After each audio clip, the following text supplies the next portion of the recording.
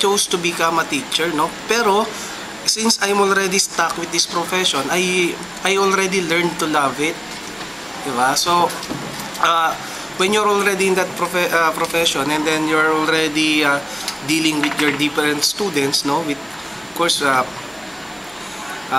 with different characters, no, with different values, you will gradually learn, no, that life is very fruitful because God sent them here, no, in order for you to teach them.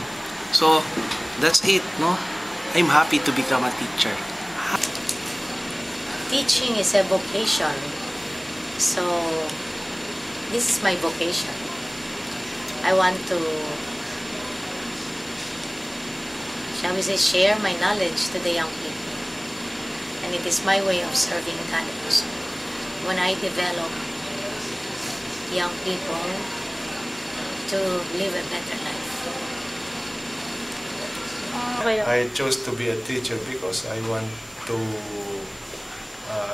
influence my students in terms of, let's say, attitude, in terms of values, and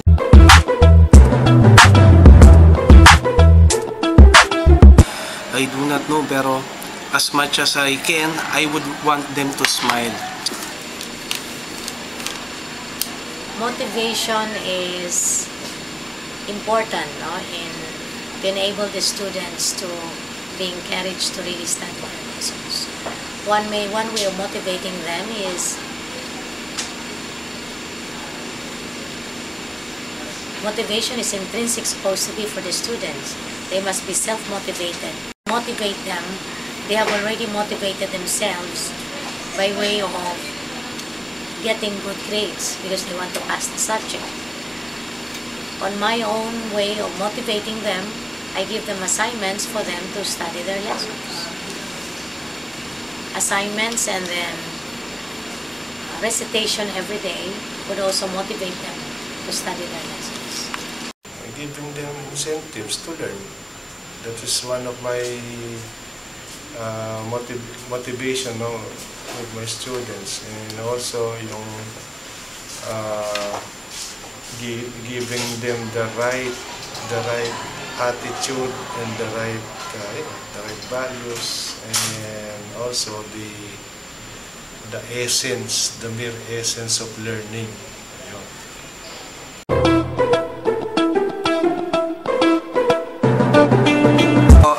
I prepare my lesson by means of reading my books or reading newspapers because I would want to give my students practical applications of what I am teaching. Okay? And sometimes, if I'm not feeling well, no, at least I'm going to prepare an activity for them in order for them to be busy. Now, I read, I study my lessons, I read several books. I have also my references, and I go to the library and research also for my subject matter. I prepare, actually, I have already prepared for a long time, since what I'm teaching my students would be everything that I know. And unlike if you're just a starting teacher, you have to study. Since I have already teaching the subject for a long time, almost 24 hours, so it's just like it's coming out naturally.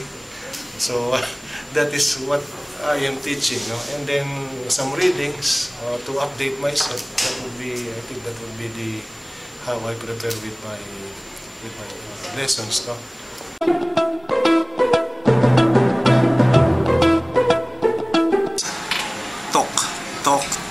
Talk to your students. So never use your power as a teacher, no, to take advantage over them. So make them smile, no? So that's it. I talk to my students. When there is a problem inside the class for a particular student, I call the attention and I ask the student to see me outside the class. So it's communication that I solve the obstacle. To communicate. communication is the best, actually the best way on how to resolve conflicts, problems. Immediately call the attention of the student and tell him that it is a disrespect, no, concerning his behavior, no. So I have to remind him that it is a sign of disrespect, although it's not, even if it is not, it's obvious, no. So I have to tell him immediately.